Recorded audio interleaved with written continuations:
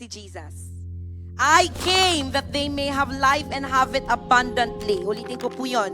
The thief, ang magnanakaw, ay dumating lamang para magnakaw, pumatay, at manira. Pero ako, si Jesus, ako ay dumating para bigyan ka ng buhay na masagana at ganap. John 10:10. That you may have life. Sa Greek, ginamit siya na Zoe. Ang ibig sabihin po ng Zoe, alam niyo po ba?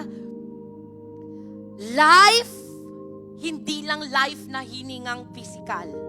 When we say Zoe, it pertains to physical life, spiritual life, emotional life, mental life, sa makatuwid. Nung sinabi ni Jesus na dumating ako para bigyan ka ng buhay na ganap, ibig sabihin nun, walang aspeto or parte ng buhay natin ang hindi covered.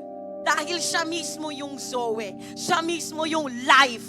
Kasi ibig sabihin nun, binigyan pala ako ni Lord ng physical life, emotional life, mental health, physical health, emotional health, spiritual health, lahat. It encompasses entire life. Sabi doon, hindi 95%, kundi 100% ang kalooban ni Lord.